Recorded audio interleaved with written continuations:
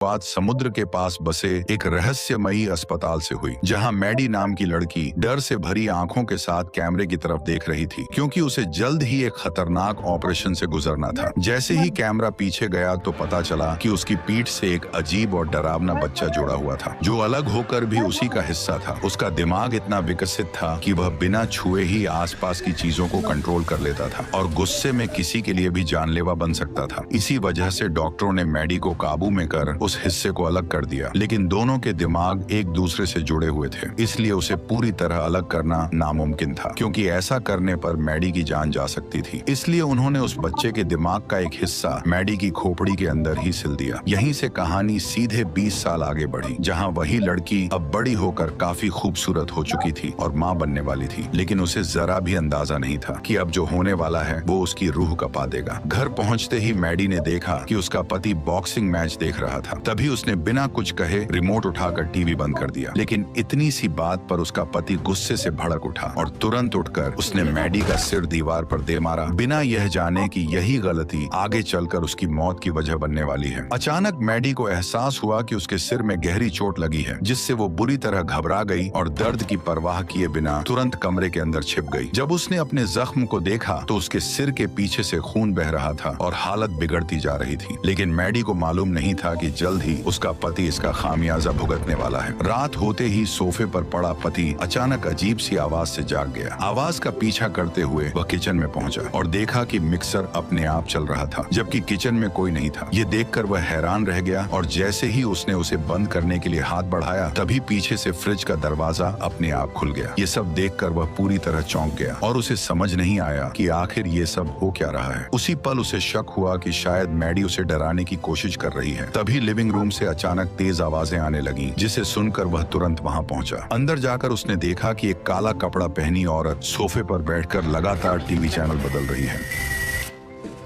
जैसे ही उसने switch on किया, तभी वह औरत अचानक गायब हो गई। उसे लगा कि शायद उसकी आंखों को धोखा हुआ है, लेकिन सोफे पर उठता हुआ कुशन साफ बता रहा था कि वहां अभी कोई बैठा हुआ था। वह अभी इसी सोच में था कि अचानक वह काला साया उसके पीछे प्रकट हो गया।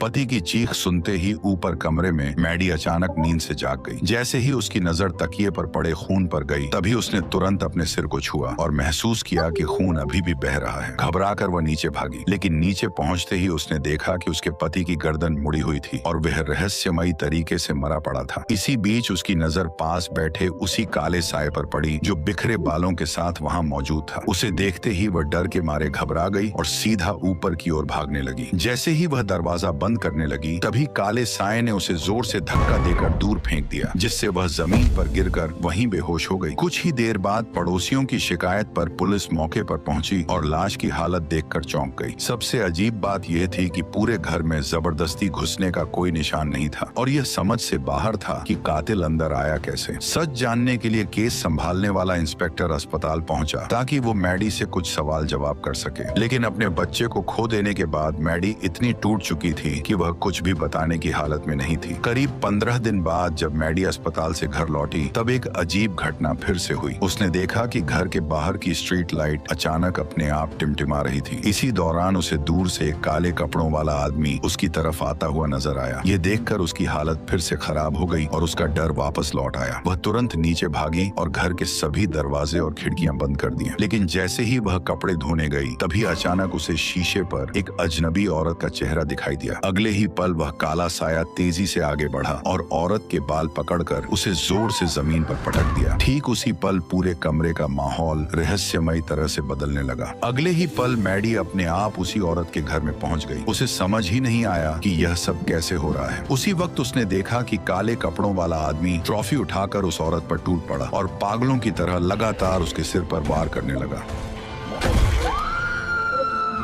कुछ ही सेकंड में मैडी फिर से अपने घर में लौट आई। जब उसने अपने आसपास सब कुछ ठीक देखा, तब उसे लगा कि शायद यह सब एक डरावना सपना था, लेकिन उसे नहीं पता था कि यह कोई सपना नहीं बल्कि हकीकत थी। जल्द ही पुलिस मौके पर पहुंच गई और उन्हें पता चला कि मैडी के पति और औरत की हत्या एक ही तरीके से हुई है, जिससे उन्हें साफ हो गया कि यह दोनों हत्याओं का कातिल एक ही है। लेकिन जिस औरत की हत्या हुई थी उसका नाम ग्लेन था, जिसने 20 साल पहले मैडी का ऑपरेशन किया था। उसके घर में उसके पुराने मरीजों की फाइलें रखी थीं, जिससे पुलिस को शक हुआ कि कातिल उन्हीं में से कोई हो सकता है। इसी शक के आधार पर इंस्पेक्टर सारी फाइलें उठाकर स्टेशन ले गया और हर एक केस को ध्यान से खंगालने लगा। उधर मैडी जब रात को सोने गई तो उसने देखा कि उसके बगल में एक अनजान मोटा आदमी लेटा हुआ है। ये नजारा देखते ही वह डर के मारे कांप उठी। उसका शरीर जैसे सुन्न पड़ गया था और वह हिल तक नहीं पा रही थी। तभी अचानक वही काला साया उसके पीछे से निकला और धीरे धीरे मोटे आदमी के ऊपर चढ़ गया। अगले ही पल उसने एक बड़ा चाकू निकाला और उस आदमी पर लगातार कई सारे वार कर दिए।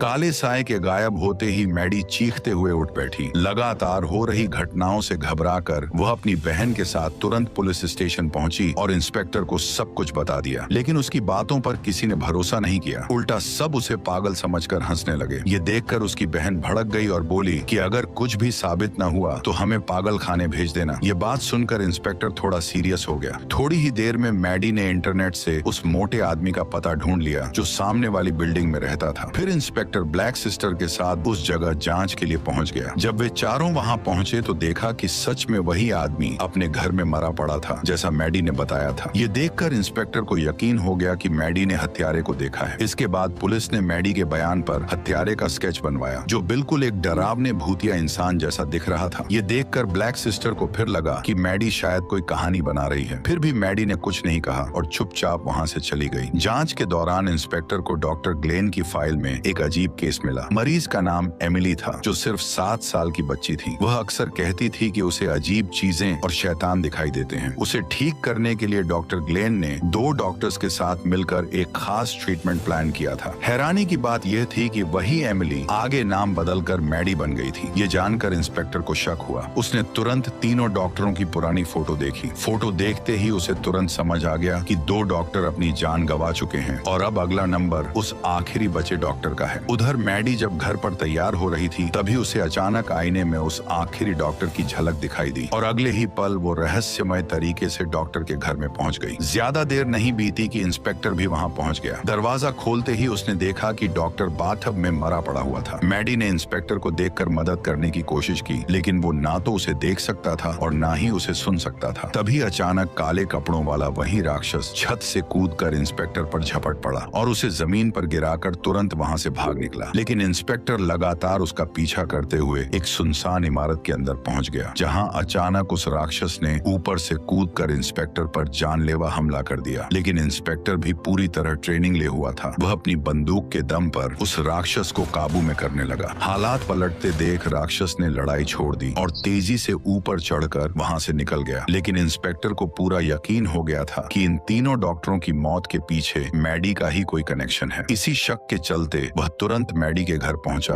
और उससे सच्चाई जानने की कोशिश करने लगा। लेकिन मैडी को अपने 8 साल की उम्र से पहले की कोई भी बात याद नहीं थी। मजबूरी में इंस्पेक्टर ने सच्चाई जानने के लिए एक साइकोलॉजिस्ट को बुलाया ताकि हिप्नोसिस के जरिए मैडी की पुरानी यादें वापस लाई जा सकें। जैसे ही मैडी अपनी यादों में गई, उसे सब कुछ साफ साफ याद आ गया। दरअसल ऑपरेशन से पहले उसके सिर के पीछे जो बच्चा जुड़ा था उसे वह गैब्रियल कहती थी। गैब्रियल उसके दिमाग को कंट्रोल करके उसे डरावनी चीजें दिखाता था जो हकीकत में होती ही नहीं थी। लेकिन ऑपरेशन के बाद जब उसे उसके सिर के अंदर दबा दिया गया तो उसका कंट्रोल खत्म हो गया और वह किसी दूसरे इंसान के शरीर में जाकर उन डॉक्टरों को मारने लगा जिन्होंने उसे बंद किया था। ये सब सुनकर इंस्पेक्टर को उसकी बात बड़ी अजीब लगी। उसे लगा कि मैडी कोई सच्चाई छुपा रही है। लेकिन इससे पहले कि वह कुछ और पूछ पाता, तभी अचानक छत से एक औरत फर्श पर आ गिरी। ये नजारा देखकर मैडी पूरी तरह टूट गई और वहाँ मौजूद सभी लोग दंग रह गए। अब तक सभी यही मान रहे थे कि मैडी निर्दोष है, लेकिन सच्चाई सामने आने लगी। असल में मैडी के घर की छत पर एक औरत को कैद करके रखा गया था और वहीं से उस हत्यारे कपड़े और चाकू भी बरामद हुए। ऐसे में शक सीधा मैडी पर ही गया और पुलिस ने उसे तुरंत हिरासत में ले लिया। लेकिन मैडी बार बार यही कहती रही कि उसने कुछ नहीं किया है, बल्कि यह सब गैब्रियल ने किया है। तभी अचानक इंस्पेक्टर के फोन पर एक अनजान कॉल आया। बातचीत के दौरान उसे एहसास हुआ कि यह गैब्रियल है जिसने मैडी को फंसाने के लिए उस औरत को कैद किया था। लेकिन उस आवाज को सुनकर इंस्पेक्टर के मन में शक पैदा हो गया। उसे लगा कि यह सब मैडी की चाल है ताकि वह खुद को बेकसूर साबित कर सके। इसलिए इंस्पेक्टर ने अपनी समझदारी दिखाते हुए मैडी को तुरंत गिरफ्तार करके जेल में डाल दिया। लेकिन मैडी की बहन को अब भी भरोसा था कि मैडी निर्दोष है, इसलिए सच्चाई जानने के लिए वह सीधे उसी हॉस्पिटल की ओर निकल पड़ी जहां मैडी का ऑपरेशन हुआ था। लेकिन वहां पहुंचकर उसने देखा कि अस्पताल पूरी तरह उजड़ चुका था और वहां आसपास किसी भी इंसान का नामो निशान तक नहीं था। फिर भी वह अंदर गई और उसने काफी खोजबीन के बाद मैडी की ऑपरेशन फाइल ढूंढ निकाली, जिसे वह तुरंत घर ले आई। जब उसने वीडियो टेप देखी तब असली सच सामने आया कि मैडी के सिर के पीछे जो बच्चा था वह जन्म से ही बेहद ताकतवर था। वह सिर्फ उसे डरावनी चीजें नहीं दिखाता था, बल्कि वो मैडी के पूरे शरीर को अपने कंट्रोल में लेकर उसे अपनी मर्जी से चलाता था और यहाँ तक कि किसी को मारने से भी नहीं हिचकता था। इसी वजह से डॉक्टरों ने उसे मैडी की खोपड़ी के अंदर ही हमेशा के लिए कैद कर दिया। इससे उसका कंट्रोल लगभग खत्म हो गया। लेकिन जिस दिन मैडी के पति ने उसे दीवार पर मारा, उस झटके से खोपड़ी के अंदर बंद गैब्रियल फिर से जाग उठा और बाहर निकल आया। फिर उसी ने मैडी को कंट्रोल करके कई हत्याएं कर डाली। ये सच्चाई सामने आते ही मैडी की बहन बुरी तरह घबरा गई। उधर जेल में कुछ गुंडे मैडी को कमजोर समझकर लगातार परेशान करने लगे। वह अकेली थी और उनके सामने बिल्कुल बेबस थी, इसलिए वे उसे बेरहमी से मारने लगे। लेकिन जैसे ही एक गुंडे ने उसके बाल खींचे, अचानक जेल की लाइटें झपकने लगीं और माहौल डरावना हो गया। अगले ही पल गुंडे के हाथ खून से भर गए और मैडी का शरीर जोर जोर से कांपने लगा। फिर अचानक उसके सिर के अंदर से एक भयानक चेहरा बाहर आने लगा और पलक झपकते ही गैब्रियल ने उसके शरीर को कंट्रोल कर लिया। जो गुंडे कुछ देर पहले उसे कमजोर समझ रहे थे, अब खुद खतरे में आ गए। उसने एक एक कर बड़ी बेरहमी से गुंडों को मारना शुरू कर दिया। देखते ही देखते सारे गुंडे उसके सामने चित हो गए और पूरा जेल खून से भर गया। लेकिन जैसे ही वह आखिरी गुंडे को खत्म करने वाली थी, तभी गार्ड ने शोर सुनकर फायरिंग शुरू कर दी। लेकिन गैब्रियल ने गुंडे के शरीर को ढाल बना लिया और उसकी आड़ लेते हुए तेजी से हमला कर गार्ड को भी बेरहमी से खत्म कर दिया। इसी बीच मैडी की बहन ने तुरंत इंस्पेक्टर को गैब्रियल के बारे में सारी बातें बता दी। तभी अचानक पुलिस स्टेशन के अंदर से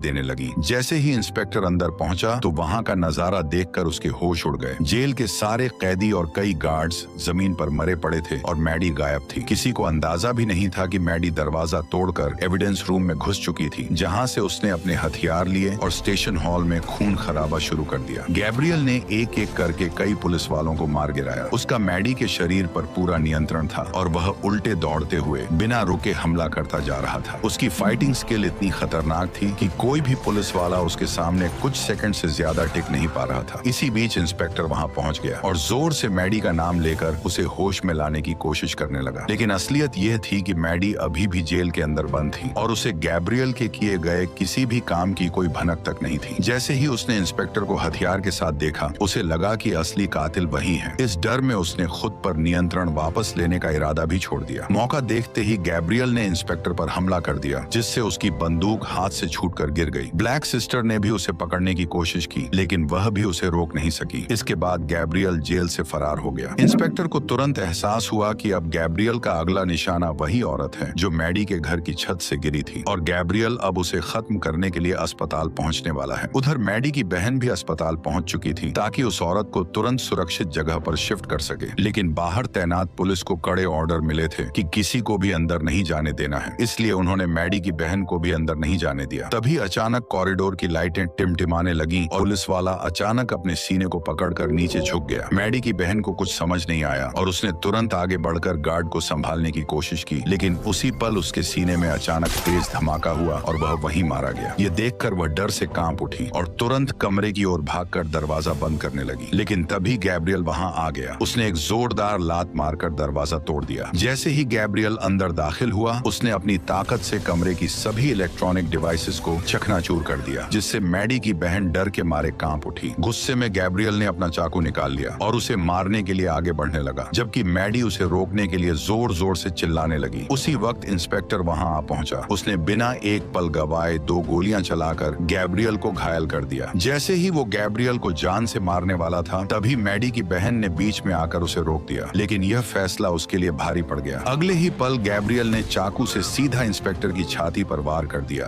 और वह वहीं जमीन पर गिर पड़ा। अब मैडी की बहन पूरी तरह अकेली थी। उसने जान बचाने के लिए बंदूक उठाई, लेकिन वह गोली नहीं चला सकी क्योंकि गैब्रियल मैडी के अंदर था और उसे मारने का मतलब मैडी की जान लेना था। इसीलिए वह बार बार मैडी को होश में लाने के लिए उसे उसके नाम से पुकारने लगी, लेकिन गैब्रियल ने पूरी ताकत से मैडी के शरीर को अपने कंट्रोल में कर रखा था। तभी अचानक उसने हॉस्पिटल बेड उठाकर मैडी की बहन पर फेंक दिया और वह वहीं दब गई। मैडी ये सब देख रही थी, लेकिन उसका शरीर